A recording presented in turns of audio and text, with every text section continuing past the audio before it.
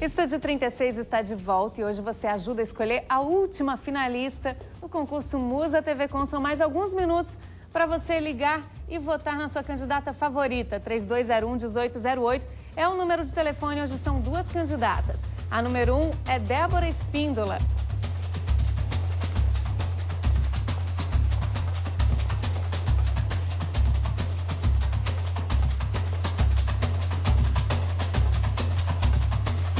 Número 3, hoje não há candidata de número 2, só 1 ou 3. A número 3 é Maiara Fraga. 3201-1808, são mais alguns minutinhos para você votar. Daqui a pouco o resultado da última finalista do concurso Musa TV Com, aqui no Estúdio 36. E agora vamos de entrevista. 14 artistas plásticos se uniram em uma campanha pela doação de órgãos em Santa Catarina.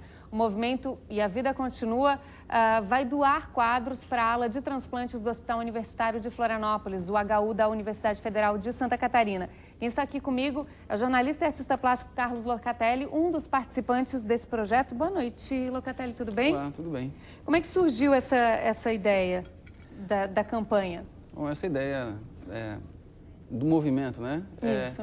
Ela surge de um grupo de artistas muito amigos do artista plástico Rui Braga, que faleceu no final de 2007.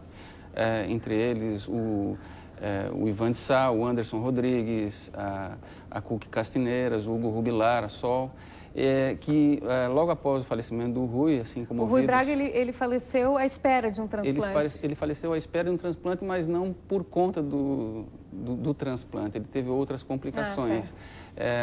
Então, o médico que cuidou do caso do Rui, o Dr. Joel de Andrade, desse processo eu não participei. Eu estou falando meio como porta-voz do grupo nesse momento.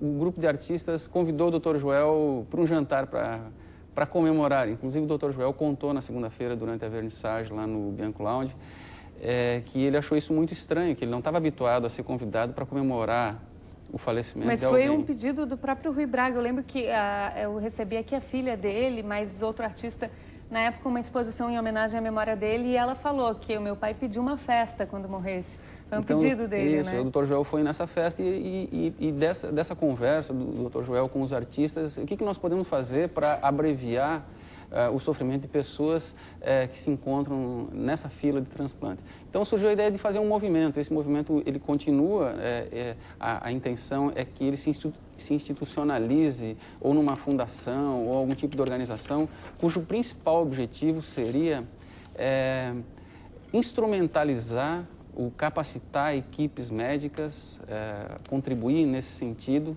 para que a taxa de êxito dos transplantes aumentasse em Santa Catarina. E é bacana que Santa Catarina já é um estado referência no transplante e na doação, em ambos, né? Na doação e no transplante de órgãos também. Sempre fica meio que uma briga entre Santa Catarina e Rio Grande do Sul, os dois estados brasileiros que mais realizam transplantes no país. Já há uma equipe especializada, mas também há muita gente sempre na fila, né? Então, a primeira etapa desse projeto, estavas falando, é uma exposição que começou na segunda-feira. E vocês foram 14 artistas, eu tenho aqui o nome deles. É o Anderson Rodrigues, Carlos Locatelli, Dirce Cobes, Elias Andrade, Hugo Bilar, Ivan de Sá, Juliana Hoffmann, Cuque Castanheiras, Luciano Martins, Marco Antônio Figueiredo, Marinela Goulart, Oscar Milete, Paulo Gouveia e Sol Jara. Esses 14 artistas tiveram um tema para trabalhar em cima que tinha a ver com a doação de órgãos. A ideia da exposição é de sensibilizar a sociedade de uma maneira a manter esse assunto permanente, de modo permanente, né, no ar, e acho que funciona, né? Tanto que eu estou aqui, os catarinenses hoje estão pensando isso, mas a temática que foi assim passada, então, é a doação de órgãos. Ela não é muito fácil de trabalhar, Pois né? Como é que é trabalhar? Vamos, enquanto isso, mostrando algumas imagens dos trabalhos dos artistas que até esse final de semana ficam expostos lá no Bianco Lounge, na Bocaiúva, aqui no centro de Florianópolis. Como é que foi para ti trabalhar esse tema, Locatelli? Olha, nós não conversamos muito sobre o assunto, né? Mas houve uma espécie de diretriz que o assunto devia ser abordado de uma maneira positiva, construtiva, no sentido do próprio movimento. E a vida continua. particularmente, eu posso falar, claro, do meu trabalho, eu fiz uma opção,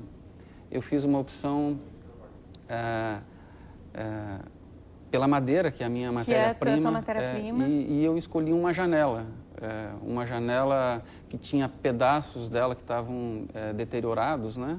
E eu substituí esses pedaços por pedaços de outra janela em bom estado e com muitos sentidos, ou seja, ela podia continuar sendo uma janela.